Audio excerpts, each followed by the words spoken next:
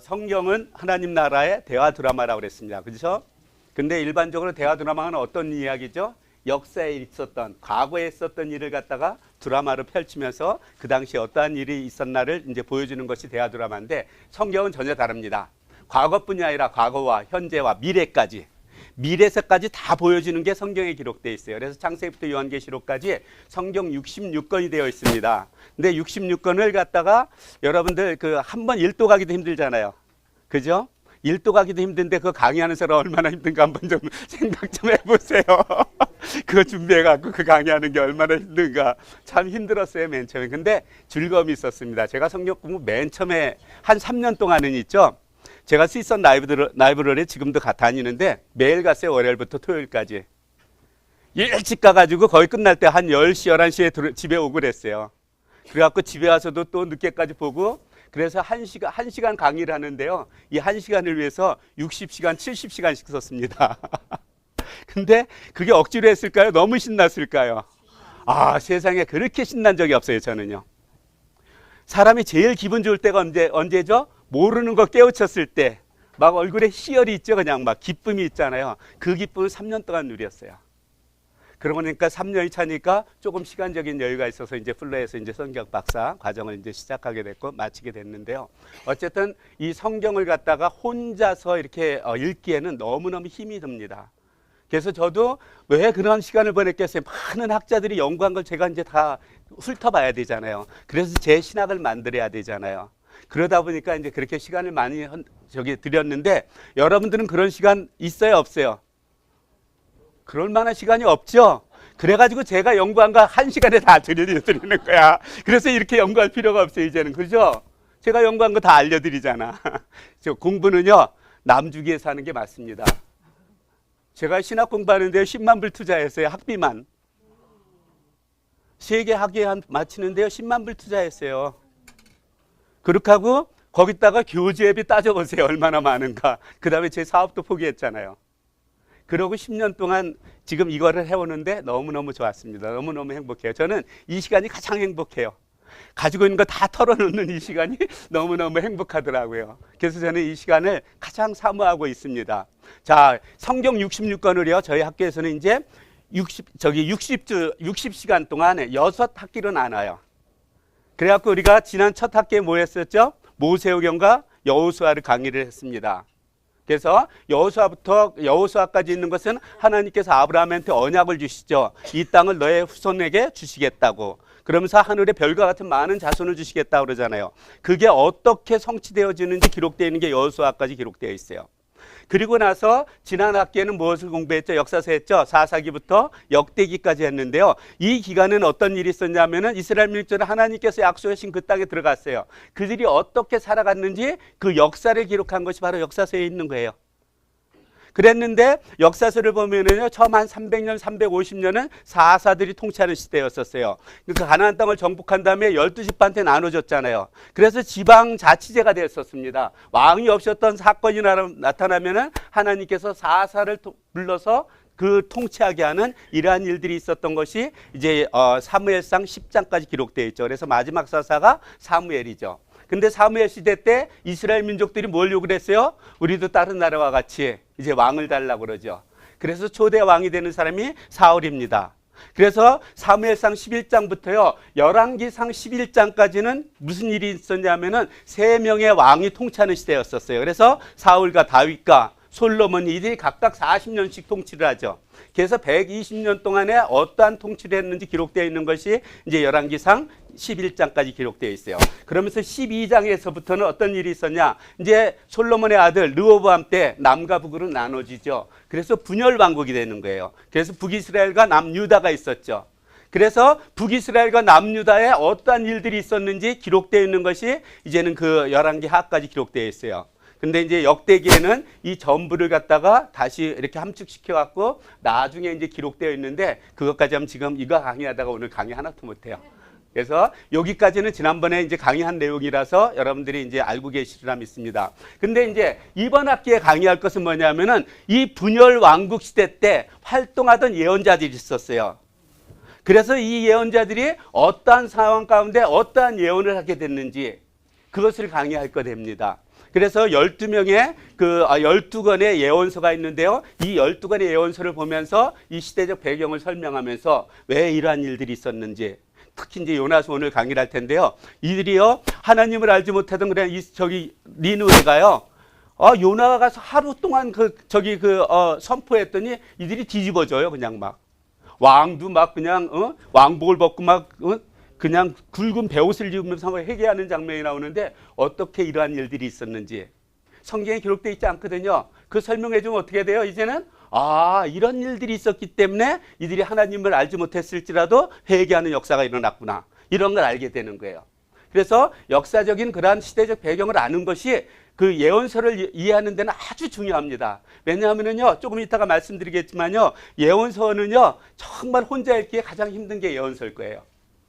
왜냐하면은 그냥 그 시대에 어떤 일들이 일어났는지를 우리가 전혀 몰라요. 근데 여러분들이 그 시대에 있는 사람들은요, 예언자가 예언했을 때 그걸 이해할 수 있었을까요? 없었을까요? 다 이해할 수 있어요. 왜냐하면은 자기들이 죄 짓고 있는 거 지금 재책망하고 있는 거거든요. 그러니까 설명이 필요 없었던 거예요. 그랬는데 우리는 지금 그로부터 2000년, 3000년이 지났잖아요. 최소한 3000년이 지난 다음에 그것을 공부해야 되기 때문에 공부하지 아니하고는 우리들이 이해하기 힘들다는 거예요. 그리고 나서 이제는 이스라엘 민족들이 결국 하나님의 예언자들의 말을 듣지 않다가 결국 북이스라엘은 722년 아수리에 멸망하고 그 다음에 남유다는 586년 바벨론에 의해서 멸망을 하죠. 그리고 나서 이 바벨론 포로 생활에 어떤 일이 있었는지, 그리고 나서 이들이 어떻게 예루살렘에 귀환하면서 귀환했을 때 어떤 일들이 있었는지 기록되어 있는 건 이제 다음 학기에. 그래서 내년 1월부터 강의를 할 겁니다. 그래서 내년에는요, 이제는 이 후반부터 이제 요한계시록까지, 그러니까 3주 동안, 3학기 동안 이렇게 강의를 하게 될 거예요. 자, 이제 오늘은, 아이고, 이게 안 넘어갔구나. 오늘은 이제 그 예언서를 이제 강의를 하는데요. 이게 이번 학기에 있을 순서입니다. 10주 동안에 이제 예레미야를 제일 나중에 강의를 해요. 그 왜 그러냐면은 예레미야가 남유다 왕국의 가장 마지막까지 예언한 예언자거든요. 그래서 시대적 순서에 따라서 제가 강의를 해요. 그래서 여러분들이 성경을 읽다가 보면 순서가 전혀 달라요. 제가 강의하는 거하고. 왜냐하면 성경에는요, 뭐 대선지자 먼저 나오고 그다음에 소선지서자들이 쭉 기록되어 있잖아요. 그래서 그 편집한 사람들의 의도가 있었지만 저는 역사적 순서에 의해서 하거든요. 그래야 여러분들이 조금 더 예언서를 잘 이해를 할 수가 있어요. 그래서 왜 김건수 목사는 이렇게 순서대로 강의 안 해? 왜 안 한다고요? 역사적 순서에 따르기 위해서. 그래야 제가 역사적인 배경 설명을 해드릴 수가 있잖아요. 그래서 그것을 여러분들이 이해해 주셨으면 좋겠습니다. 자, 예언서가 있는데요. 예언서들이 많은 예언자들이 나타나죠. 근데 제가 조금 오늘 왜 이렇게 실수를 많이 하는지 모르겠어. 흥분했나 봐. 오늘은 그 예언서 중에서 첫 시간 이제 요나서와 이제 아모스서를 이제 강의를 할 겁니다. 이 두 가지를 하는데요. 그 예언자들이 나타나는 예언자들의 특징이 있습니다. 여러분들 예언자들 그럼 무엇을 얘기하는 것 같아요? 우리 권사님 내일 무슨 일이 있을 거예요? 어떤 자식 낳을 거예요? 이런 예언을 하는 걸까요? 이건 점쟁이들이 하는 거예요. 근데 여러분들 점쟁이가 하는 일들이요, 정말로 그대로 이루어질까요? 확률이에요. 어떤 사람이 내 자녀가 지금 대학에 합격할지 불합격할지 너무 불안해. 그럼 찾아가요. 우리 아들 붙겠어요? 그러면 확률이야. 붙어. 근데 맞았어. 이 사람은 좋은 점쟁이에요. 2번 맞췄어. 대통령 선거를 하는데 찾아갔는데 대통령이 된다는 거예요. 그러니까 그 사람 아주 그냥 굉장한 사람이야. 확률이거든요, 사실. 여러분들 사주를 본다고 그러잖아요. 여러분들 사주를 보면은요, 몇 가지가 있을 것 같아요. 몇천 가지, 몇만 가지? 그래, 몇만 가지 있다고 생각을 해봐요. 인구가 몇 명이죠? 지금 75억, 80억이 넘을 거예요. 그럼 똑같은 삶이 얼마나 많아야 돼요? 똑같은 사람, 똑같이 삶을 살아가는 사람이 너무 많아야 돼요. 그죠? 사주를 보면은. 근데 이 세상에 똑같이 살아가는 사람 단 한 사람도 있어요, 없어요? 없잖아요. 그럼 그게 맞는 걸까요? 틀리는 걸까요? 다 확률이거든요, 그거는. 근데 예언서에서 예언하는 예언자들은 어떤 사람들이냐면요, 하나님께서 보내신 곳에서 하나님께서 선포하시라는 그런 말씀을 선포하는 거예요. 근데 그 말씀이 지금 있는 일일까요? 나중에 일어날 일일까요? 그러니까 예언자인 거예요. 이와 같이 예언자들과 점쟁이하고는 차원이 다른 겁니다. 전혀 다른 이야기를 하는 거예요. 자, 예언서에는요 4가지가 기록되어 있습니다. 대체로 죄책망과 심판과 그 다음에 권면과 위로의 소망의 메시지가 있어요. 그래서 어떤 사람이 예언해 준다고 그러면서 막 책망만 하잖아요. 위로와 권면의 말씀이 없어요. 가짜예요 다. 하나님은요 책망하는 목적이 있습니다. 소망을 주기 위한 목적이 있는 거거든요. 아름답게 살아가라고, 내 백성으로 살아가라고. 그렇기 때문에 어떤 사람이 뭐 예언의 은사가 있다 그러면서 막 책망만 하고 그러면 다 가짜예요. 아 이거 또 가짜네 또 가짜네 그러면 돼요. 여러분들 예언기는 너무 좋아하지 마세요. 예언 받으시려면 담임 목사님한테 가세요. 담임 목사님이 여러분들의 영성을 가장 잘 알잖아요. 그랬을 때 기도하면 하나님께서요 그 영성에 맞게 하나님께서 예언해 주실 거예요. 그래서 아무 데나 가서 이렇게 머리 내밀지 마세요. 아셨죠? 그것처럼 위험한 거 없거든요. 저는요 예언자를 갖다가 경찰과 비유를 합니다. 아 이게 또 무슨 소리예요? 여러분들 왜 경찰과 비유를 하냐면요. 여러분들이 살고 있는데요. 갑자기 경찰들이 막 몰리더니 그냥 불 반짝반짝 하면서 뭐 바리케이트 치면서 막 그래요. 그럼 그것에 무슨 사건이 일어났다 안 일어났다? 일어났죠? 성경을 읽다가요 예언자가 나타났다. 그럼 바로 이런 사건이 있는 거예요. 영적인 어떤 사건이 터졌을 때만 예언자가 나타납니다. 영적인 문제가 있을 때만.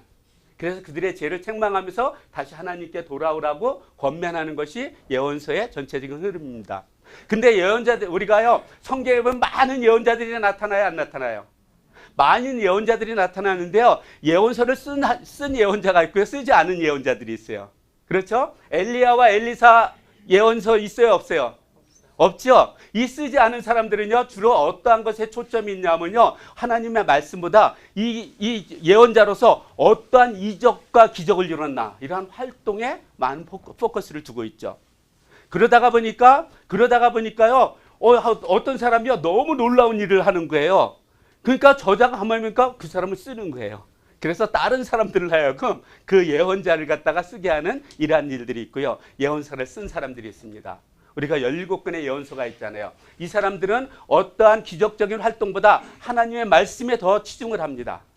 하나님의 말씀에 초점을 두는 것이 이것이 예언서가 쓰여 있는 예언자들이고요. 예언서를 쓰지 않은 예언자들과 저희 차이점이 있는 겁니다.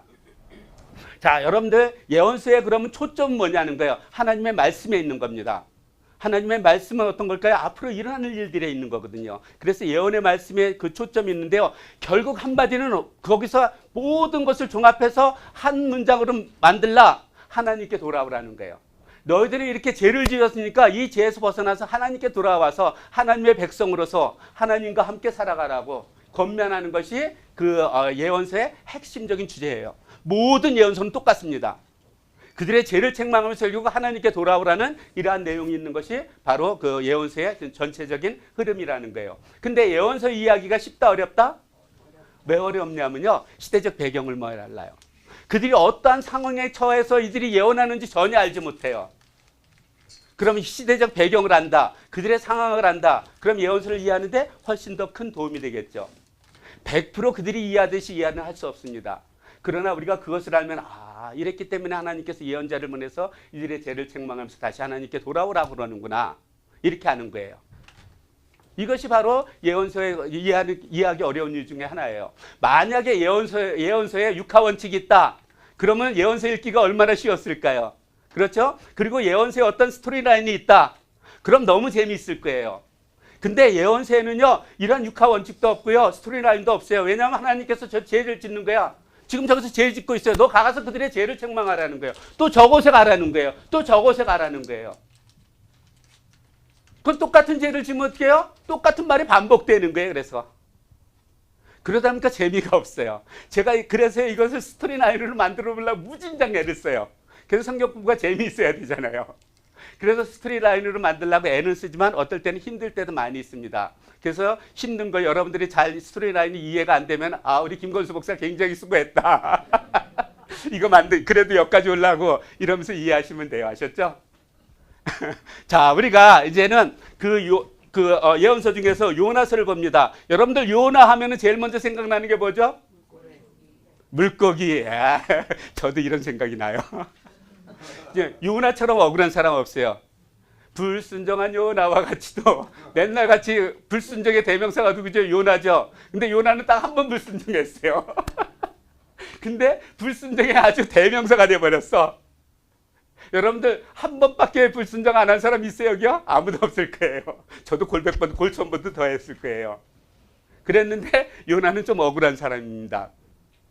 자, 요나가 활동하던 시대를 아는 것이 중요해요. 이 활동할 때는요, 그 엘리사가 죽습니다. 엘리사가 언제 죽냐면 여로보암 2세의 아버지가 요아스예요. 요아스 때 죽는 장면 우리가 역사서에서 제가 설명드렸었어. 기억이 나실지 안 나실지 모르겠지만 기억 안 나면 내후년에 강의할 때 다시 들으시면 돼. 걱정하실 거 없어요. 자, 그리고요, 이때 그 왕이 누구였었냐면 여로보암 2세였었어요. 근데 이때요, 그 제국이 어느 제국이었었냐면 아수르 제국이었었습니다. 이 아수르 제국은요, 아주 사악한 그런 제국이었었어요. 아주 악독한 그런 제국이었었죠. 근데 이 제국이요, 조금 이렇게 쇠약해질 때가 있었어요. 그게 뭐냐면 바로 이때예요. 살만에살 4세와 그 다음에 아슈르단 그 3세 때, 이때 그 정권이 정치적으로요, 조금 약화됐었어요. 왜냐하면 이 당시에요, 그 귀족들이 자기네들의 세력을 기울기 시작한 거예요. 그래서 왕권은요, 점점 쇠약해졌었습니다. 이러한 시대에 그 여로보암이 왕이었었어요. 북이스라엘은. 남유다에는 우시아거든요. 그리고 이때 땅이 어떻게 됐죠? 역사서 강의한 거 기억나요? 기억 안 나요? 땅이 팽창했었죠.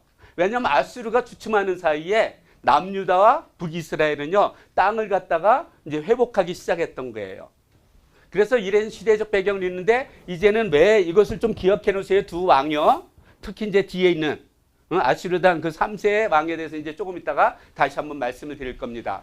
자, 이때 우리는요, 요나가 주로 요나가 어디에 가서 예언을 했죠? 니느웨에 가서 했잖아요. 니느웨는 아수르의 수도입니다. 한국 그럼 서울이 대표듯이 서울 그러면 한국이라는 것을 이야기를 하듯이 니느웨 그러면 아수르를 얘기를 하는 거예요. 아셨죠? 자, 니느웨에 가서 그 예언을 한 것만으로 알고 있어요. 그래서 북이스라엘은 예언 활동을 하지 않은 것 같아요. 그랬는데요, 북이스라엘에서도 활동을 했어요. 제가 연구한 바로는 아마도 니느웨에 가서 복음을 전했잖아요. 그리고 회개하고 아마 북이스라엘은 나중에 돌아왔을 거예요. 돌아와서 북이스라엘에서 예언을 활동하기를 시작했던 것 같아요. 근데 그가 예언한 것 중에서 가장 위대한 것이 뭐냐면은 북이스라엘 땅의 하맛어기로부터 저 북쪽에서부터 아라바 바다 사해까지 땅이 회복될 것이라고 했는데 바로 여로보암 2세 때 이것이 회복됩니다. 그러니까 말기에 이렇게 회복되어지는 것이 역사서에 기록되어 있잖아요. 이와 같이 요나는요, 니느웨에 가서도 복음을 전했지만 이렇게 복음을 선포했지만 북이스라엘에 와서도 이렇게 예언 활동을 한 것을 우리들이 역사서를 통해서 알 수가 있습니다. 근데 요나서에는 전혀 기록되어 있지 않아요. 왜냐하면 지금 그것은 니느웨에 있던 것을 갖다가 선포하는 거기 때문에 그들의 죄를요. 자, 니느웨는요, 소명을 받은 선지자였었습니다. 어디에 소명을 받았을까요? 니느웨. 아수르의 수도 니느웨에 가서 하나님께서 말씀하시는 이 하나님의 말씀을 선포하라고 그러면서 그 니느웨에 소명을 받은 자였었습니다. 근데 이렇게 소명을 받은 그 니느웨 요나는요, 불순종하게 되는데요. 왜 불순종했을까? 여러분들 생각을 해봐야 돼요. 이 당시에 그 아수르는 제국이라고 그랬죠. 아주 악독한 그런 제국이었거든요. 그래갖고요, 북이스라엘이 그 아수르 그 경계상에 있잖아요. 그러나 항상 침범을 당했을 거예요. 그랬는데 지금 아수르가 점점 정치가 쇠약해지잖아요. 근데 요나는 그러면 아수르가 다시 부흥하기를 원할까요? 멸망하기를 원할까요? 멸망하기를 원했던 거예요. 근데 만약에 요나가 그곳에 가서 그들의 죄를 청구하고 이들이 회개하면 어떻게 돼요? 부흥하는 거잖아요. 그럼 나중에 북이스라엘이 멸망할 걸 알잖아요. 여러분들, 우리가 일제치하에 있을 때 일본에 가서 그들의 죄를 회개하라고 여러분들 예언자로 보내면 갈래요? 안 갈래요? 안 갈 거예요. 그래서 안 가려고 그랬던 거예요. 왜냐하면 이 당시에는 지금 정권이 점점 쇠약해지고 있는데 이 기회에 멸망했으면 좋겠는 거예요. 그래서 도망을 가는 겁니다. 어디로 도망가냐면 사실 니느웨는 어느 쪽이냐면 북쪽에 있는 거거든요. 근데 거기에서 도망을 가가지고 어디로 가냐면 남쪽으로 내려갔고요. 요빠라는 그러한 항구 도시로 가죠. 그곳에 딱 가니까 마침 다시스로 가는 그런 배가 있는 거예요. 그래서 뱃사람을 지불하고 그걸 탑니다. 그걸 타고 가는데요. 갑자기요 큰 광풍이 불더니 풍랑이 불고 그래가지고요 이 파도가 쳐가지고 이 배가 거의 깨지게 되는 거예요. 그러니까 그 선원들이 얼마나 그 노를 지으면서 신경을 쓰겠어요. 배가 이게 가라앉지 않게 위해서. 그래서 무거운 것들 다 버리고 막 이러는데 요나는 이때요 배 밑에 가서 잠을 자고 있었습니다.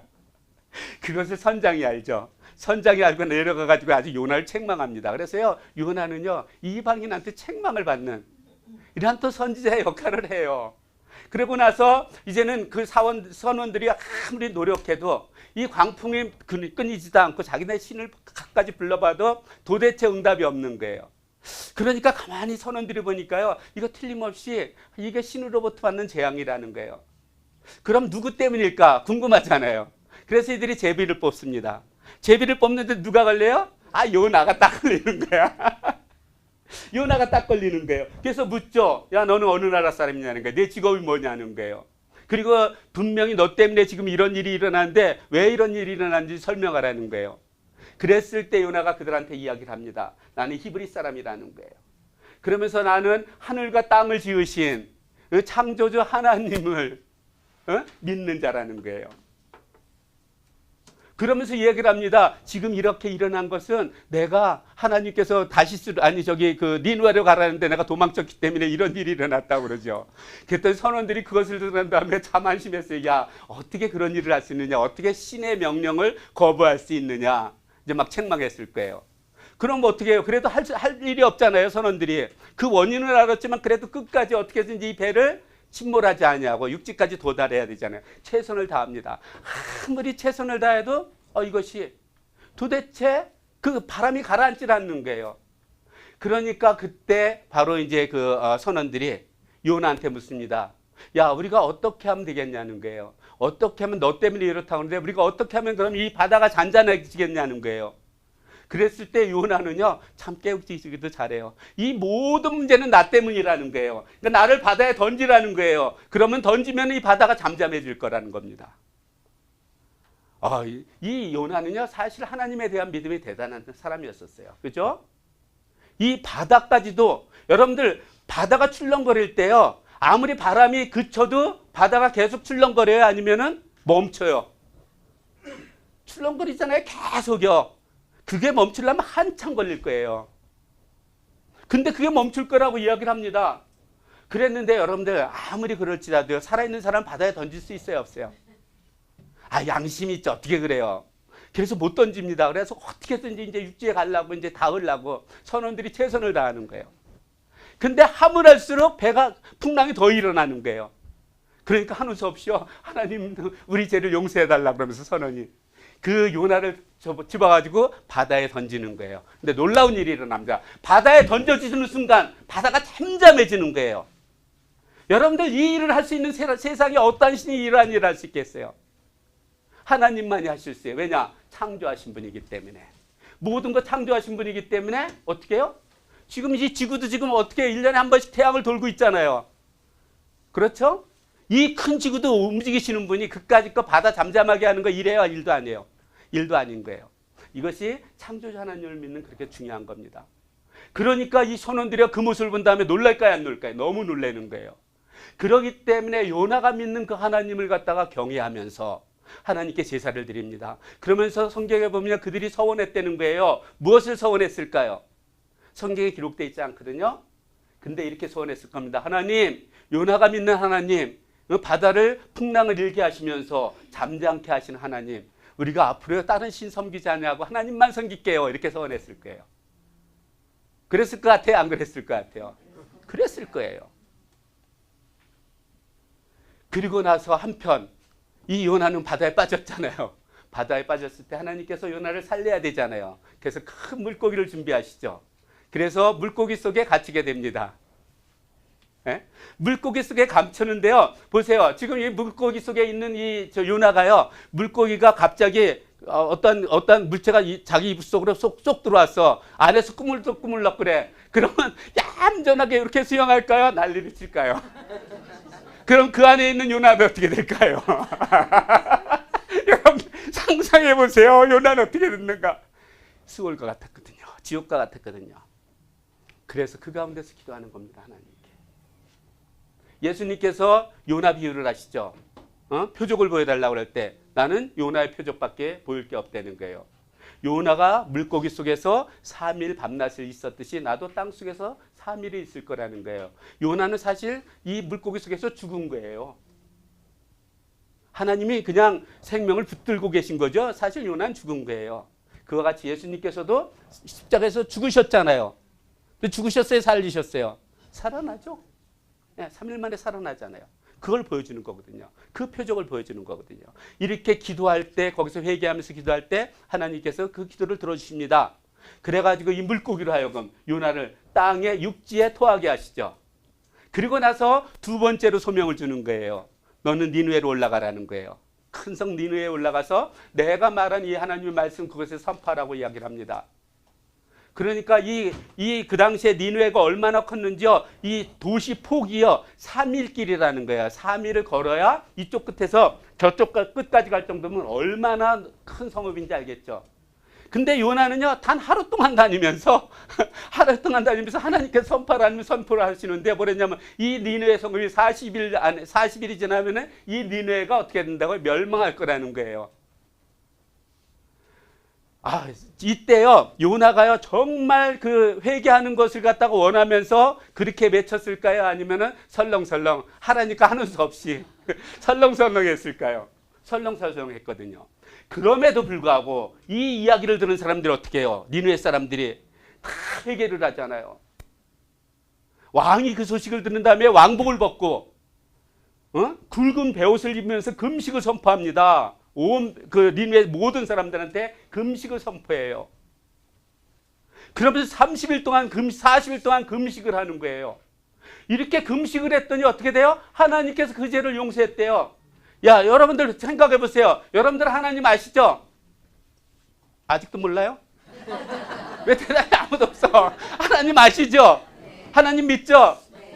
근데 이와 같은 믿음이 있는 것 같아요? 없는 것 같아요? 그냥 무조건 있다고 그래요. 그래도 성경 공부 이제까지 참여했으니까. 근데 지금 니느웨 사람들은 하나님을 아는 사람이에요? 모르는 사람이에요? 모르는 사람이에요. 요나한테 처음 들은 거예요. 그랬는데 어떻게 이런 일들이 일어나냐는 거예요. 하나님께서 기적을 이루었어요? 아니요. 이 당시에 아수르단 3세 때 있죠. 역사를 보면은요. 그 당시에 한 5, 6년 동안에 온역이 있었어요. 전염병이. 그래서 많은 사람들이 죽고 그 질병 때문에 고생을 하고 있었습니다. 그렇게 전염병이 있을 당시에 또 한 가지 사건이 일어나는 거예요. 완전 일식이 일어난 거예요. 지금은 우리가 일식이 어떻게 돼요? 다 알잖아요. 이 지구와 태양과 그 다음에 달이 움직여서 일식과 그 다음에 월식이 있는 걸 알고 있잖아요. 근데 그 당시는요. 일식과 월식이 일어나는 것은 신이 재앙을 내리는 것이라고 생각을 하고 있었어요. 보세요. 지금 전염병 때문에 힘들죠. 일식까지 있었죠. 그것도 완전 일식이 있는 거예요. 그냥 큰 일식이 있는 거예요. 그러니까 이들이요. 야, 우리가 지금 재앙 가운데 있구나. 이거 큰일 났구나 하는데 이러고 있을 때 요나가 나타나서 이들의 죄를 책망한 거거든요. 그럼 회개 안 할까요? 할까요? 안 할까요? 이래서 회개한 거예요. 성경에 이런 기록이 없습니다. 그렇기 때문에 우리가 예언서를 이해하려고 그러면 이 역사적 배경을 이해하면 이제 이해가 되죠. 그들이 왜 회개했는지. 이제까지 그랬을 거예요. 야, 하나님의 역사 가운데 이렇게 회개했구나. 역사 가운데 회개했죠. 그러나 그들의 처했던 이 상황과 환경이 그들을 회개하지 아니하고는 견디지 못하게 만들었던 거예요. 그러고 나니까 회개하면 하나님께서 용서해 주시잖아요. 용서해 주고 니느웨는 구원을 받았는데 거기 삐치는 사람이 한 사람이 있어요. 누굴까요? 요나. 아이고, 요나가 삐쳐갖고 하나님한테 막 성질을 냅니다. 왜 성질을 낼까요? 지금 요나는요 예언자잖아요. 예언자면 자기가 예언했으면 그대로 성취가 돼야 되잖아요. 성취가 안 된 거예요. 얼마나 자존심이 상했겠어요. 너무 자존심이 상하는 거야. 그러니까 하나님한테 막 핏대를 내면서 소리를 지르면서 기도하는 장면이 나옵니다. 하나님, 내가요 우리 고향에 있을 때 안 간다고 그랬잖아요. 하나님 이럴 줄 난 다 알았다는 거예요. 용서하실 줄. 그래서 안 간다고 그랬잖아요. 근데 왜 보냈냐고 따지는 거거든요. 그러면서 뭐라고 얘기를 하냐. 나는요 주께서는요 은혜롭고 자비롭고 노하기를 더디하시면서 이렇게 다 용서해 주시는 하나님을 나는 알고 있었다는 거예요. 자, 이것을 진정으로 지금 이러는 걸까요? 비아냥되는 걸까요? 하나님 지금 비아냥되는 거예요.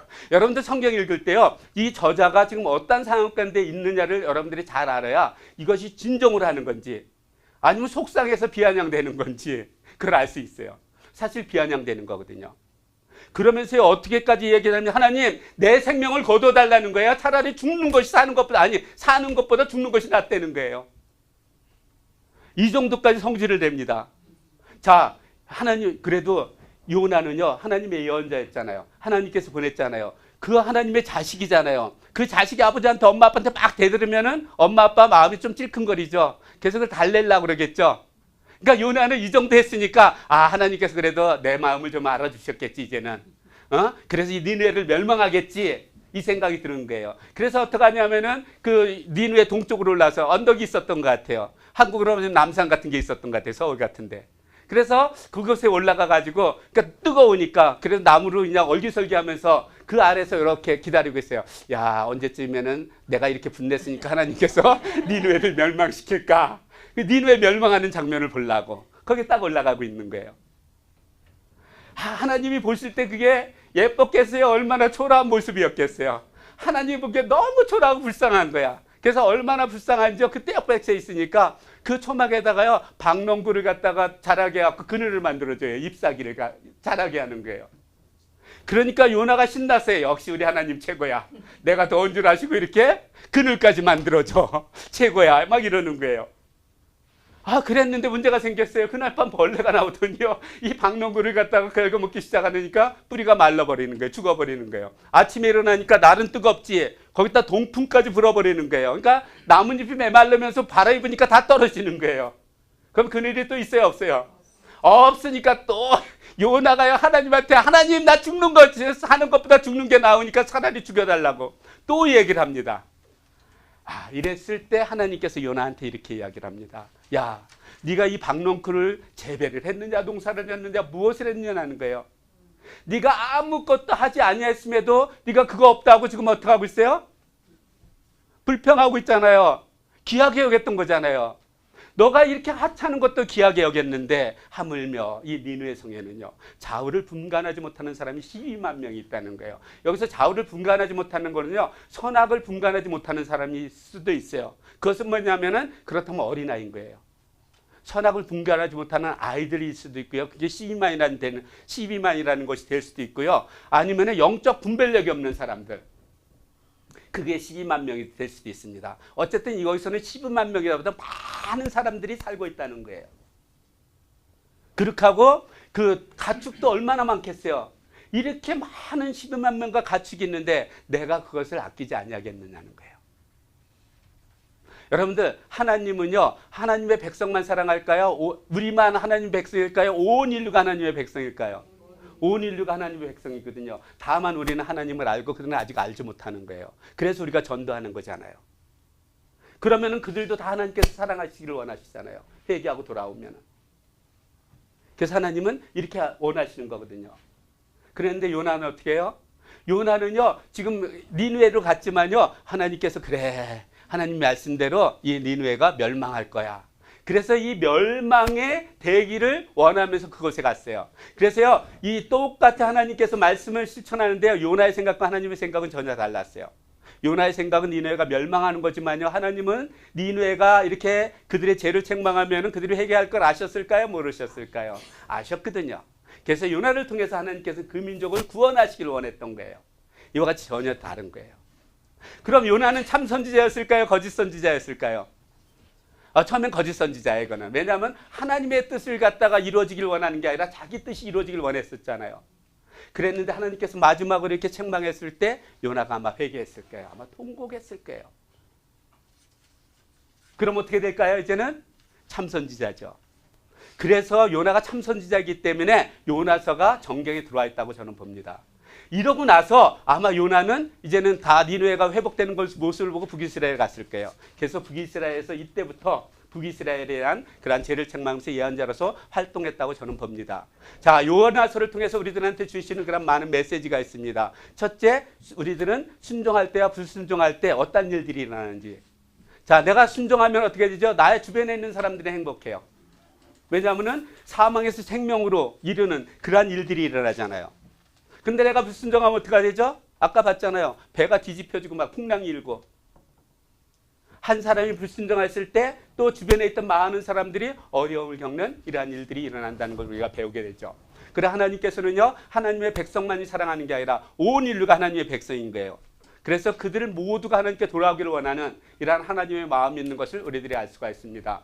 또한 먼저 된 자가 나중되고 나중된 자가 먼저 된다는 이야기가 있죠. 보세요. 이스라엘 민족들은 하나님의 백성이었었잖아요.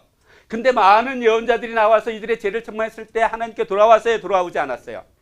돌아오지 않았죠. 이스라엘 민족들은. 계속 배반해서 멸망과 말았잖아요.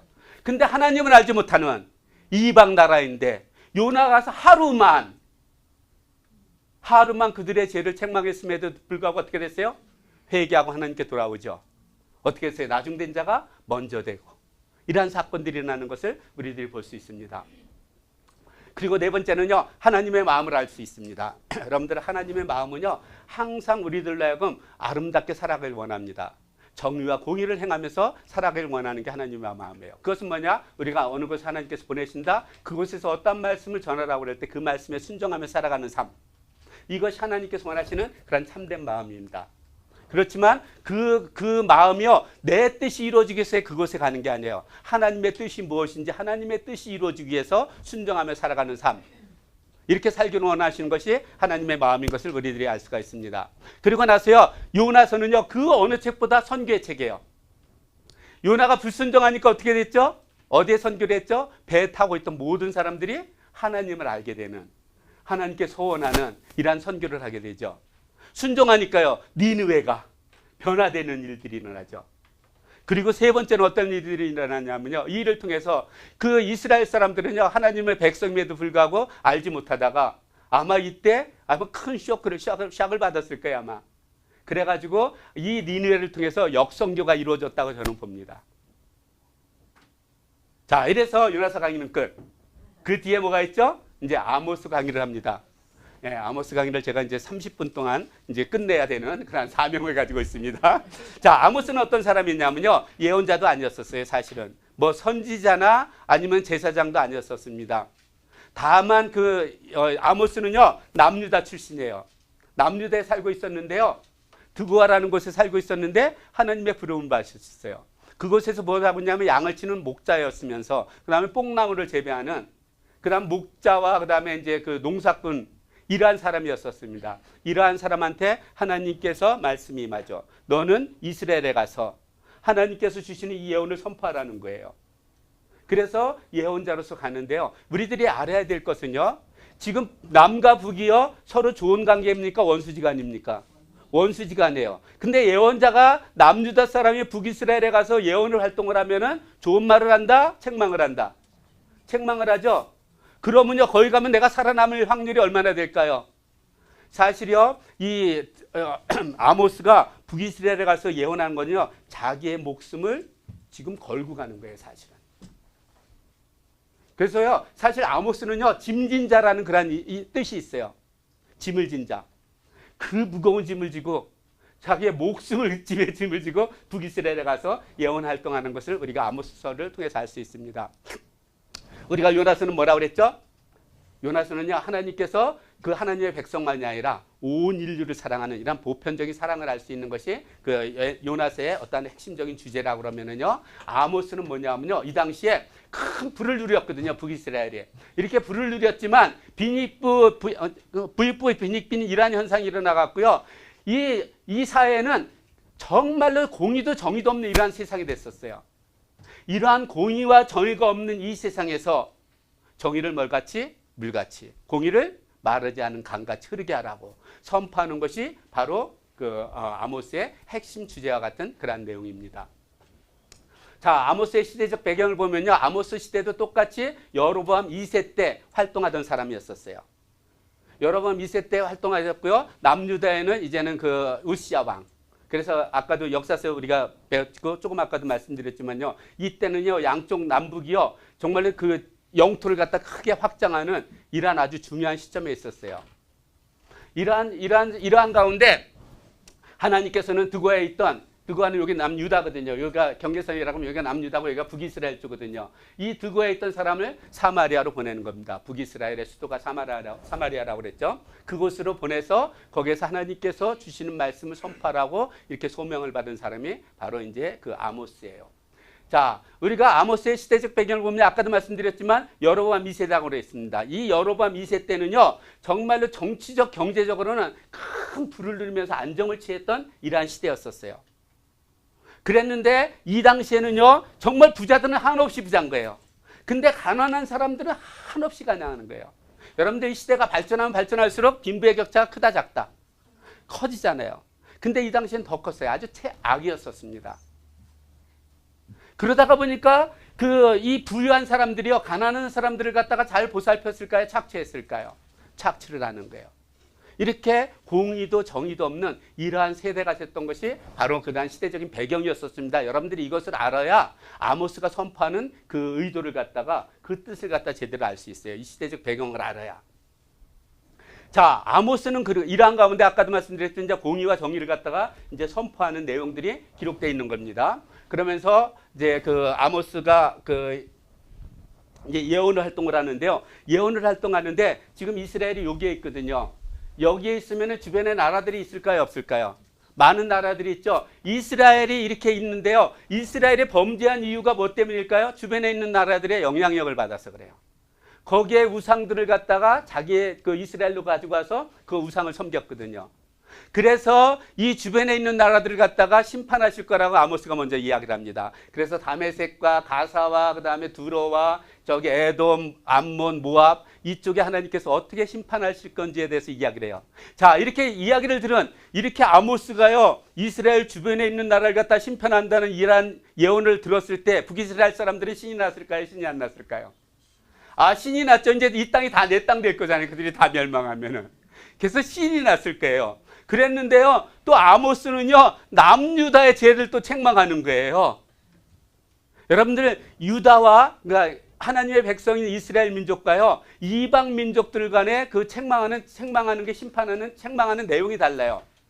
이방 사람들은요, 이들의 악함 때문에 책망을 받습니다. 근데 하나님의 백성은 뭔지 아세요? 하나님의 말씀을 갖다가 지키지 않은 것. 율례와 율법을 지키지 않았다는 거예요. 여러분들, 우리들이 미국에 살잖아요. 미국에 살면 미국의 법을 지켜야 돼요? 안 지켜야 돼요? 안 지키면 어떻게 되죠? 벌금 내든가 하여튼 불행한 일들이 생겨, 곳곳에서. 그죠? 요즘은 추방이에요. 요즘은 추방이래요. 이러한 일들이 생기죠. 근데 이스라엘 민족들은 하나님의 백성이었잖아요. 하나님의 율법과 율례를 지키지 않는 거예요. 율법은요, 지금 말하는 헌법과 같은 거고요. 율례는 뭐냐면은 사회법 같은 거 있죠. 그 부축으로 따라가는 여러 가지 법들이 있잖아요. 이런 걸 얘기를 하거든요. 이걸 지키지 않은 거예요. 어떻게 해요? 이방 민족과 하나님의 백성의 그 책망하는 내용이 재질이 다른 겁니다. 이렇게요, 북이스라엘 사람들은 가만히 보니까요, 주변에 있는 이방 민족들도 다 심판한다고 그러고요. 그 다음에 남유다까지 심판한다는 거예요. 이랬을 때 아마 기분이 째졌을 거예요. 속된 말로. 너무너무 좋은 거예요. 그럼 남북 통일도 할 수 있잖아요. 그래서 이러고 있는데, 이때부터, 그 다음부터 아모스가 이제 북이스라엘에 대해서 그들의 죄를 책망하기 시작합니다. 그러면서 그들의 죄를 책망하는데요, 이들은요, 의인을 갖다가 은을 받기 위해서, 그러니까 돈을 벌기 위해서 의인을 팔아먹기까지 했다는 거예요. 가난한 사람들이요, 그 사람을 파는데요, 신 한 켤레값. 요즘 신 한 켤레값 얼마 가죠? 비싸봐야 뭐 100불 정도 가잖아요, 운동화요? 200불 가요? 예. 네. 그래, 200불 간다 그래. 사람 목숨이요, 200불이에요. 그것도 아주 질 좋은 사람이, 청년 힘 잘 쓸 수 있는 사람이. 그럼 저 같은 사람 어떻게 할까요? 한 30불짜리. 이제 별로 쓸모가 없어, 노동으로. 이렇게 팔고 사고 그랬던 거예요. 자, 그리고요, 그뿐이 아니라 힘없는 자들, 약한 자들은요, 억압하고 착취해갖고요, 자기들의 부를 누리는데 아주 다 이용하는 거예요. 그래서 이들을 억압하고 착취하면서 아주 부와 사치를 누리는 이러한 상황 가운데 있었던 거예요. 그리고요, 어떤 일들이 있냐면요, 아들과 아버지가 한 여인에게 함께 동침을 하는 거예요. 아이고. 이런 아주 가증스러운 행위를 하고 있었습니다. 그뿐이 아니에요. 하나님께서는 이스라엘 민족들을 애굽에서 하나님께서 인도해내셨죠. 여기 보면 아모리 사람의 땅이라고 하는데 아모리 사람의 땅은 바로 가나안 땅을 얘기를 합니다. 가나안 땅에 아모리 족속들이 살고 있었거든요. 그래서 그 민족을 다 내쫓고 그것에 살게 했잖아요. 그랬죠? 그랬는데 이스라엘 민족들은 어떻게 하냐면요. 하나님께서 예언자를 보내면 예언을 못하게 하고, 그 다음에 이들한테 삶의, 하나님의 백성으로 삶의 본을 보이기 위해서 나시린을 보내면은요, 술을 먹이는 거예요, 포도주를. 나시린은요, 사실 포도주 씨앗도 먹지 말라고 그랬습니다. 근데 술을 먹이는 거예요. 나시린의 역할을 감당하지 못하게. 이러한 죄를 졌다는 겁니다. 이러한 죄를 졌기 때문에 하나님께서 이들을 심판하시는데 어떻게 심판하냐? 이제 수레가 있으면 곡식단을 가득 채우는 거예요. 그럼 수레가 무거울까요? 가벼울까요? 무겁겠죠. 그걸로 이런 흙 같은 데 밟으면 거기 단단해지겠죠.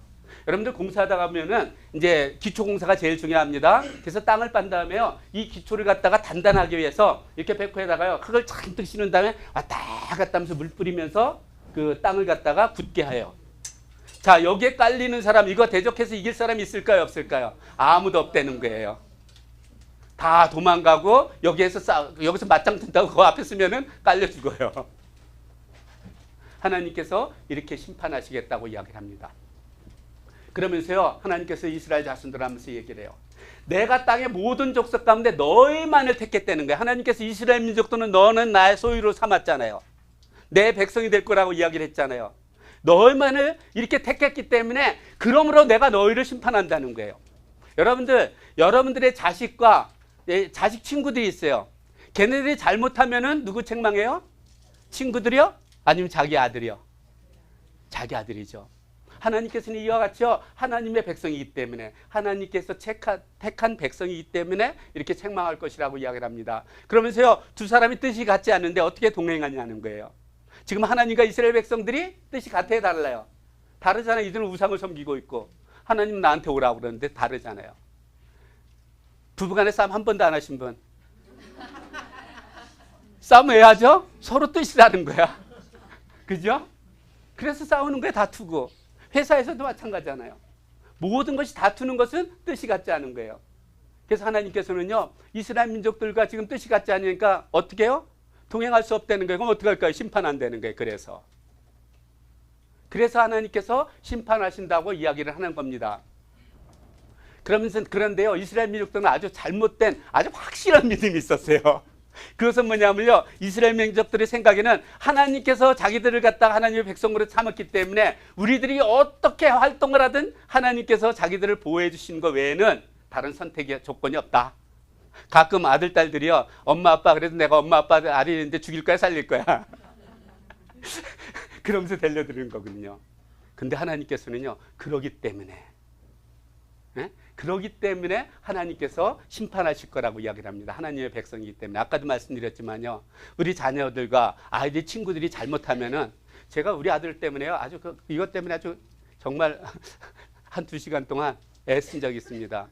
우리 아들이 한 3살인가 5살쯤 됐을 때요, 그때 둘이 이제 토요일에 둘이 있다가 저는 이렇게 소파에 앉아 있고, 우리 창문이 있으면 요 앞에 요런 베란다처럼 요런 게 있었어요. 창문 저기 있고, 여기서 놀고 있을 때, 야 용현아, 아빠가 너 얼만큼 사랑하는지 알아? 그랬더니 아빠 나 사랑하지 않잖아 그러는 거예요.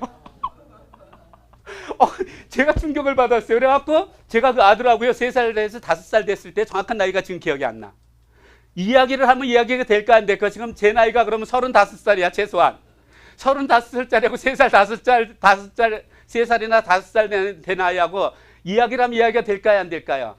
여러분들 안 해봐서 그래요. 해보세요, 돼요. 그거에 대해서 이야기를 했어요. 야, 너 왜 아빠가 사랑하지 않는다고 그래? 아빠는 맨날 같이 자기만 혼낸대요. 친구들하고 무슨 문제가 생기면은 걔네들은 남이 뜨고 맨날 자기만 혼낸대. 그러니까 아빠가 자기는 날 사랑하지 않는 거라는 거예요. 그래서 그 이유에 대해서 설명을 했어요. 둘이 이야기를 하는데 거의 1시간 반, 2시간 얘기를 했어요. 다 이야기한 다음에 용현아, 이제 아빠가 너 얼만큼 사랑하는지 아니? 그랬더니 이제 알아 그러더라고요. 이와 같이 우리들은요, 우리들의 자손이기 때문에, 내 아들, 딸이기 때문에 더 책망을 하죠. 하나님께서 이스라엘을 책망하는 것, 심판하시는 이유는 바로 이런 것이라고 이야기를 하는 겁니다. 그러면서요, 하나님께서 이것 때문에 하나님께서 벌을 내리시는데 결국 어떻게 하냐면요, 죄로 인해 사면의 적으로부터 너희들을 아주 멸하게 하겠다고, 심판하시겠다고 이야기를 합니다. 결국 어떻게 되냐면요. 북이스라엘은 이로부터 약 40년, 50년 후에 아수리에서 멸망합니다. 불과 4, 50년 후에요. 멸망하는 것을 우리들이 볼 수 있습니다. 자, 그리고 나서 4장에서는요. 귀부인들, 그러니까 장관이나 뭐 이런 사람들이 있죠. 장군이나 이런 사람들의 아내들을 갖다가 책망하는데요. 바산의 암소들을 하면서 책망을 해요.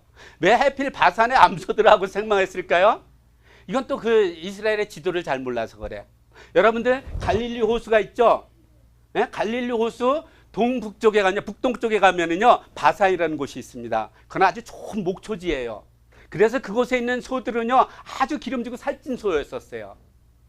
바로 이렇게 그 귀부인들은 저기 모든 걸 갖췄을까요? 안 갖췄을까요? 그것을 빗대어서 이야기를 하는 겁니다. 바산의 암소들아, 이 살찌고 이 흉측한 암소들 하면서 하는 거예요. 이들은 무엇을 했냐면 가난하고 힘없는 사람들을 갖다 억압하고 착취해서 자기의 이런 향락과 사치를 누렸거든요. 그래서 그들의 죄를 갖다가 책망하는 장면이 나옵니다. 그러면서요 하나님께서 이들을 심판하시는데 그 심판하는 이유가 있는 거예요. 하나님께서 이들을 도래하게 하시려고요. 그 어떻게 해요? 여러분들 자녀들이 저기 죄를 지으면 잘못하면 혼 한 번도 안 내는 사람 혼내죠. 왜 혼내죠? 돌아오게 하려고, 올바로 쓰게 하려고, 잘 사게 하려고. 그렇잖아요. 그래서 하나님께서 심판을 내리시는 거예요. 양식이 끊어지게 하는 거예요. 예? 그래도 안 돌아와요. 그래서 가뭄이 오는 거예요. 그러니까 물이 못 마시겠죠. 그래도 안 돌아와요. 뭐 전염병을 보내요. 그래도 안 돌아와요. 도대체 안 돌아오는 거야. 무슨 짓을 해도요. 하나님께서 무슨 짓을 안 하니까 이스라엘 민족들한테 뭐라 하냐. 야, 너희들은 여호와를 맞이하기를 준비하라고 이야기를 합니다. 여러분들 지금 이게 지금 하나님께서 안 듣는 사람들, 하나님의 말씀에 불순종하는 사람들한테 여호와의 날을 기다리라는 것은요. 좋은 얘기로 의도할까요? 심판이 있다는 얘기를 하는 걸까요? 심판을 기다리라는 거거든요. 하나님께서 화가 나신 겁니다. 아무래도 안 돌아오니까. 그래서 우리들은 어떻게 한다? 적당히 맞았을 때 빨리 들어가는 거예요. 그리고 나서 그 뒤에 가면은요. 이게 이제 하나님께서 기다리라고 그러면 어떻게 해요? 이제는 심판이 있을 거잖아요. 심판이 오면 얼마나 힘들까요? 너무너무 힘들겠죠. 그러니까 애가를 지어 부르라고 이야기를 합니다. 그러면서 이렇게 이야기를 합니다. 처녀 이스라엘이여, 북이스라엘 얘기를 합니다. 너희가 엎드러졌다는 거예요. 그러면서 다시 일어나지 못한다는 거예요. 어떻게 완전히 멸망한다는 거거든요. 아수리에 의해서 멸망하잖아요. 그러면서 이들이요 얼만큼 큰 고난을 당하는지요. 한 성읍에서 1000명이 전쟁을 나갔어요. 살아오는 사람 100명밖에 안 돼. 한 성읍에서 100명이 나가면 10명밖에 살아남지를 못하는 거예요. 이러한 일들이 일어날 거라는 겁니다. 결국 아수르한테 그렇게 되잖아요. 다 포로로 잡혀가잖아요. 그것이 그대로 이루어졌습니다. 자, 그리고 나서요 하나님께서는요 이렇게 힘든 가운데서 소망의 메시지를 줘야 될까요? 안 줘야 될까요? 소망의 메시지를 주는 거예요. 그러면서 너희들이 살 길이 있다는 거예요. 그럴지라도 살 길은 뭐라고요? 여호와를 찾는 거라는 거예요. 여호와를 찾으라는 거예요. 하나님께 돌아오라는 거예요. 그럼 너희들이 살 것이라고 이야기를 합니다. 그러면서 너희들이 가난한 자를 억압하고 약하고 이런 사람 다 억압하고 학대해서 너희들이 큰 부를 누려서 좋은 집을 짓고 아무리 아름다운 포도원을 만들지라도 너희들이 그곳에 살지도 못하고 포도주를 마시지도 못한다는 거예요. 왜냐? 포로로 잡혀가니까. 남의 것이 되고 만다고 이야기를 합니다. 아무리 재산을 많이 있을지라도 결국 다 빼앗길 것이니까 어떻게 해요? 공의와 정의가 없는 세상이 됐잖아요. 그러니까 하나님께 돌아와서 하나님의 백성으로 살아가라고 이렇게 이야기를 하는 겁니다. 그러니까 너희는 선을 구하고 악을 구하지 말라는 거예요. 여러분들 선을 구하는 것이 먼저일까요? 악을 구하지 말라는 것이 먼저일까요? 선을 구하는 것이 먼저입니다. 여러분들 선을 구하는 사람들은 악을 할까요? 안 할까요? 악한 행동을. 안 해요. 여러분들 성경에 보면은 너는 선을 행하라는 이야기가 많이 합니다. 선을 행하라는 것은 뭐냐면은 결국 너희들이 악하게 살아가지 말라는 거예요. 선을 행하지 아니하면은요, 우리들은 선악이 존재하잖아요. 내가 선을 행하지 아니하면요, 무의식적으로 악을 행하면서 살아갈 수밖에 없습니다. 인간들은 선과 악이 존재하기 때문에. 그렇기 때문에 끊임없이 선을 행하면서 살아가라는 거예요. 그렇기 때문에요, 이스라엘 민족들이 살 길은 무엇이냐면은 성도들이 살 것은 무슨 일이냐면 첫 번째 무엇을 하는 거예요? 하나님을 찾는 거예요. 말씀으로 돌아오는 겁니다. 두 번째는 선을 행하는 거예요. 악을 구하지 아니하고. 그러면서 정의를 행하며 살아가라고 합니다. 여러분들 아모스 하면은 가장 핵심적인 구절이 뭐라고 그랬죠? 자, 한번 크게 읽어보죠. 시작.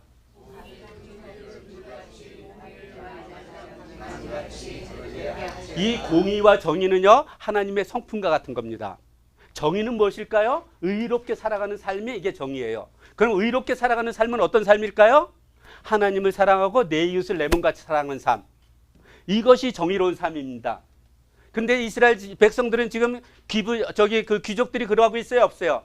없죠? 정의가 없었던 거예요. 공의는 뭘까요? 공의로운 재판을 얘기를 하는 거예요.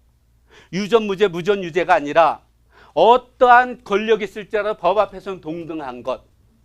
이것이 공의로운 거거든요. 하나님께서는요, 사랑의 하나님이시지만 공의의 하나님이십니다. 공의가 없는 사랑은 그건 진실한 사랑이 될 수가 없죠. 그렇기 때문에 공의와 정의를 갖다가 강이 마르지 아니하듯이 이 이스라엘 만다운데 우리의 삶 가운데 이 공의와 정의가 항상 흘러야 된다고 강조하는 것이 바로 이 말씀이 있는 겁니다. 그리고 나서요, 이제 귀족들은 이제 그 귀병들, 그러니까 귀족들, 지도자들을 갖다가 이렇게 책망하는 장면이 나오는데요. 이 지도자들이요, 교만했잖아요. 얼마나 교만했어요? 자기네들은 많이 가지고 있으니까 그 힘없는 사람들은 갖다 신 한 켤레에 사고 팔 정도로 이런 사람들이었거든요. 그러니 그 사람들이 눈에 보였겠어요? 안 보였겠어요? 보이지도 않았거든요. 이렇게 교만해졌어요. 그 이유가 있다는 겁니다. 이건 역사적 배경을 알아야 돼요. 왜냐? 이 당시에 여로보암 왕 아버지가 누구냐 하면은요, 요아스라는 왕이었었어요. 이 요아스 왕 때는요, 그 북쪽에 아람 왕과 싸워갖고 이 요아스 갖다 큰 승리를 이룹니다. 그리고 나서 남유다가 이때 아마샤가 왕이었었거든요. 우시아 아들 아마샤가 왕이었었는데, 아마샤가 왕이었었는데 남북 전쟁에서도 또 큰 승리를 이뤘습니다. 요아스가. 그리고 나서 여로보암 시대 때는 어떻게 해요? 땅을 하맛 어기로부터 이 아라바 바다까지 큰 땅을 이뤘거든요. 그러니까 이 지도자들이요, 장군들이 얼마나 막 의기양양했겠어요. 막 그냥 교만할 수밖에 없었거든요. 근데 이 모든 것을 자기의 힘으로 했다고 그런 거예요. 왕과 장관들은요, 귀족들은 이거 우리가 대단한 일을 했어 이렇게 하거든요. 근데 역사서에 보면은요, 하나님께서 이스라엘 민족들을 가만히 보니까 그 어려운 환경 가운데 있는데 돕는 자들이 없었다는 거예요. 하나님 보시기에 너무 불쌍해요. 그래서 하나님께서 도와주셨다고 이야기를 하거든요. 우리들이 때로는요, 참 무엇이 잘 되면은 교만의 뿔이 쫙 올라올 때가 있어요. 내가 마치 무엇을 한 것이냐 착각하기 때문이라는 거죠. 모든 것은 하나님께서 주신 거예요. 우리들의 지혜, 지식조차도 하나님께서 주신 거기 때문에 우리는 하나님 앞에서는 항상 겸손해야 되는 것을 보여주고 있습니다.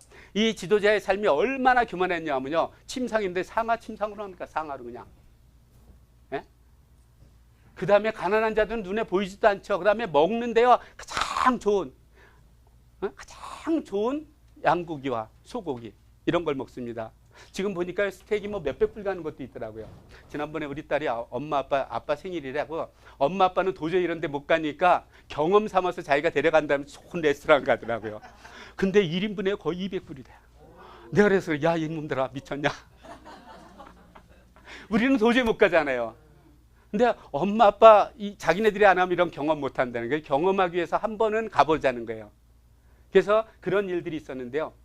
부자들은 어떻게 돼요? 늘상 이렇게 먹고 살죠. 200불 아무것도 아니죠. 몇천 불짜리도 먹고 살잖아요. 응? 바로 이러한 시대였거든요. 그리고요, 포도주를 마시는데 여러분들 이런 잔에다 조금씩 마셔요. 대접에다 놓고 마셔요. 이들은요, 대접에다 놓고 막 술을 마시면서 이랬다는 거예요. 이런 모든 부와 이 사치는요, 결국 억압과 착취를 통해서 얻은 그런 부였거든요. 그리고 나서요, 백성들이 이렇게 어려움을 겪고 있을 때도요, 절대 이 지도자들은요, 눈 하나 깜빡거리지 않아요. 여러분들 지금 공산주의 국가 봐보세요. 지금 전쟁으로 해서 몇천 명이 죽고 몇만 명이 죽고 몇십만 명이 부상을 입어도 눈 하나 깜빡거려요, 안 깜빡거려요? 그러한 세상이거든요. 이러한 세상이었던 거예요. 그래서 하나님께서 심판하신다는 겁니다. 북이스라엘이 이랬기 때문에. 그래서 하나님께서 한 나라를 일으켜서 하맛 어기로부터 아라바 바다까지, 그럼 이스라엘 전체를 얘기를 하는 거거든요. 하나님께서 심판하시겠다는 거예요. 학대한다는 것은 멸망시키겠다고 이야기를 하는 겁니다. 아까도 말씀드렸죠. 이로부터 40년 후에 불과 40년밖에 안 걸려요. 40년, 50년이 채 안 돼요. 이때 아수르에 의해서 결국 북이스라엘이 이렇게 멸망하는 것을 우리들 역사서를 통해서 배웠습니다. 자, 그리고 나서 하나님께서는 이러한 심판을 하는데 어떻게 심판할까? 예언자들한테 미리 보여줘야 되잖아요. 그래서 아모스한테 미리 보여주는 겁니다. 메뚜기 심판을 보여준다는 거예요. 메뚜기를 보내서. 여러분들 메뚜기는요, 출애굽할 때 8번째 일어났던 재앙 중에 하나죠. 메뚜기가 지나간 곳에는요, 풀 하나 남는 곳이 없어요. 완전히 깨끗하게 씻어버리거든요. 그러니까요, 아모스가 가만히 보니까 이건 도저히 이스라엘이 견디질 못해. 이렇게 심판하면 하나님, 이것을 도저히 견디지 못하니까 이거 그쳐달라고, 멈춰달라고. 그럼 또 하나님께서 들어줘요. 아모스가 그렇게 얘기하니까 그래, 이것이 이루어지지 않을 거라는 거예요. 그래서 이번에는 불의 재앙을 갖다가 보여줍니다. 불이 일어나는데 바다를 삼키는 거예요. 땅을 삼키려고 그러니까 이 땅이 아마 북이스라엘이었던 것 같아요. 삼키려고 그러니까 이것도 큰일 나는 거예요. 그러니까 아모스가 다시 하나님께 기도합니다. 그랬을 때 하나님께서 그래, 이것도 그래, 이루어지지 않을 거라는 거예요. 세 번째는 이제 플럼 라인, 저기 다림줄 환상을 보여주는 거예요.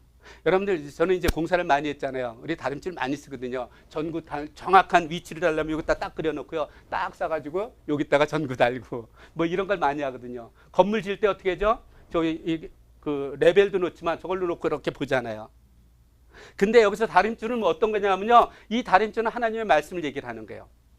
하나님의 말씀에 이게 기울어졌다, 건물이 이렇게 기울어졌다, 그럼 어떻게 되죠? 건물이 무너지겠죠. 그래서 이 말씀에 좌우로 치우치는 것은 하나님께서 심판하시겠다고 이야기를 하는 겁니다. 그랬는데 이때 여로보암 왕 당시에요, 북이스라엘은요, 금성아지를 섬기고 많은 우상들을 섬기고 있었거든요. 그래서 하나님께서 이렇게 심판할 것일 거라고 이야기를 합니다. 이때는 이제 아모스가요, 그것마저도 이야기하지 않습니다. 그리고 네 번째로 보여주는 그 환상이 있는데 여름과일이에요. 여러분들, 과일이라는 것은 다 익었을 때 따죠. 그러면은 그 맛있을까요? 맛없을까요? 아주 맛있어요. 그럼 여기서 좋은 뜻일까요? 나쁜 뜻일까요? 그것만 뭐 아주 좋은 뜻인 것 같아. 근데 과일은 언제가 되죠? 때가 찼을 때. 그죠? 추수할 때가 찼을 때 거둬들이죠. 여기서 여름 과일은요, 하나님의 심판의 때가 됐다는 거예요. 그걸 보여주는 겁니다. 그래서 추수 때 그것을 떼듯이 하나님께서 심판할 때가 돼서 심판을 하실 것을 보여주는 것이 예가 바로 이겁니다. 그래서 이들이 어떠한 죄를 지고 있는지 죄상을 갖다 쭉 보여주는데요, 결국 뭐냐면 속이고 착취하고 남의 것을, 이러는 죄를 지은 거예요. 시간이 없어서 일일이 제가 설명 못합니다. 그리고 나서 하나님께서 심판을 하시는데 대낮에 해가 없어지는 거예요. 아까 얘기했잖아요, 뭐 일식 같은 게 생기는 거예요. 캄캄해지겠죠. 그리고 절기가 애통으로 변하는. 여러분들, 우리가 추석 지내고 한국에 있으면 추석 설날 지내잖아요. 좋은 날이에요, 슬픈 날이에요? 신나는 날이잖아요. 여기서 땡스기빙 크리스마스 때 신나요, 슬퍼요? 신나야 되잖아요. 근데 애통으로 변하게 되는 거예요. 왜냐? 이렇게 잡혀가거든요. 그럼 포로 생활하면서 그게 신날 수가 없겠죠. 유배당해가면서. 그래서 이렇게 변하게 하겠다는 겁니다. 그러면서 하나님께서는요, 기근을 땅에 보내고, 그 다음에 여러 가지 땅에 비를 내리지 않아서 가뭄이 있게 하겠다는 거에서 가랄 거라고 이야기를 합니다. 근데 우리들이 정말로 가난한 것은 무엇이에요? 배고프고 목마른 건 무엇일까요? 하나님의 말씀이 없을 때 목마른 거예요. 그러니까 하나님의 말씀이 없어서 기갈이라는 거예요. 왜 그럴까요? 하나님의 말씀은요, 예수님께서는 뭐죠? 말씀이 육신이 되어서 오신 분이 예수님이죠. 예수님께서 뭐라고 그랬어요? 나는 길이요 진리요 생명이니 나로 말미암지 않고는 아버지께로 갈 자가 없다고 그랬습니다. 그리고 이 예수님 안에는, 이 말씀 안에는 모든 지혜와 지식의 보화가 감춰져 있다고 그랬습니다. 그럼 하나님의 말씀 뭐가 있어요? 생명이 있죠. 모든 것이 있죠. 이게 가란 것보다 더 가란 게 있을까요? 없을까요? 없는 거예요. 그렇기 때문에 우리들이 하나님의 말씀을 가까이 해야 되는 겁니다. 그리고 나서 이제 다섯 번째 환상을 보이는데요, 성소가 있는데, 성소에 있으면 이제 옛날에는 기둥이 있었잖아요. 그러면 기둥에 이제 큰 그 가로막이 있잖아요. 이걸 쳐버리라는 거예요. 그럼 어떻게 될까요? 기둥이 무너지면은, 삼손이 했었잖아요. 기둥 무너지니까 어떻게 하죠? 그게 다 무너지듯이 다 무너지게 하겠다는 거예요. 그럼 그 안에 있는 사람들이 다 죽겠죠. 살아남은 사람들이 있겠죠. 도망간 사람들이요, 어디에 숨든지 간에 지옥에 있을지라도, 하늘에 올라갔을지라도, 포로로 잡혀갔을지라도 그곳에 쫓아가서 그들을 죽이겠다는 거예요. 그럼 하나님 앞에서 심판을 갖다가 피할 자가 있다, 없다? 없다. 근데 우리들은 심판의 대상이에요, 구원의 대상이에요? 요한계시록에 보면 심판의 책이 있고 생명책에 기록된 생명책이 있죠. 우리들은 생명책에 기록되어 있죠. 그럼 우리들의 삶을 누가 뽑을 수 있다 없다? 이거 아직 자신 없어? 에? 아직도 생명책에 있나 없나 궁금해요? 아이고, 그럼 큰일 나. 예. 우리의 이름은 생명책에 있어요. 제가요, 시간이 없어. 다음 주에 할게요, 제가 다음 주에 뭐 얘기한다고 얘기해 주세요. 또 잊고 못해. 시간이 없어가지고 그냥 넘어갈게요. 자, 그러면서 이제 하나님께서 위로해 주시는 그런 장면이 나오는데 보세요. 내가 여호와의 눈에 범죄한 날은 하나님께서는 주목할 거라는 거예요. 범죄한 사람들은 하나님께 주목하세요. 왜냐? 그가 죽거든요, 결국. 그러면 어떻게 살려야 되잖아요. 주목하는데 어떻게 해요? 끝까지 돌아가지 않는 사람들은 결국 멸망할 거라는 거예요. 그러나 하면서 나오죠. 그러나 야곱의 집, 북이스라엘 얘기를 합니다. 하나님께서 온전히 멸하지 않겠다는 거예요. 여러분들 자녀들을 갖다가 혼낼 때요, 죽이기 위해서 혼내요, 잘되기 위해서 혼내요? 교육의 목적이 있죠. 하나님께서요, 하나님의 백성과 그 다음에 하나님의 백성이 아닌 사람들이 살아갈 때요, 이 끝까지 안 돌아오는 이 하나님의 백성이 아닌 사람은 하나님께서 심판을 하지만 하나님의 백성이 받는 고난은요, 이것을 통해서 하나님을 더 잘 섬기도록 욥과 같이, 예? 더 아주 신성한, 아주 신실한 그런 믿음의 소유자가 되도록 교육시키는 데 목적이 있다고 바로 말씀을 하는 겁니다. 자, 그리고 나서 아모스에 이제 회복됐을 때 이제 소망을 주시는데요. 그날에 하나님께서는 다윗 시대 때 가장 번창했거든요. 그와 같이 하나님께서 회복시켜 주시고요. 그 다음에 파종하는 자가 뭐 추수하는 자의 뒤를 이우고 막 이런다는데요. 이것은 뭐냐면요. 어떤 사람이 추수를 하는데요. 추수하자마자 바로 그냥 씨를 심어야 돼. 그냥 땅이 너무너무 그냥 막 풍성해갖고. 너무 좋았고요. 그러면 씨를 심으면 바로 또 그냥 막 자라더니 추수할 때가 돼요. 이것이 반복된다는 거예요. 이만큼 축복해 주겠다는 그런 메시지가 있습니다.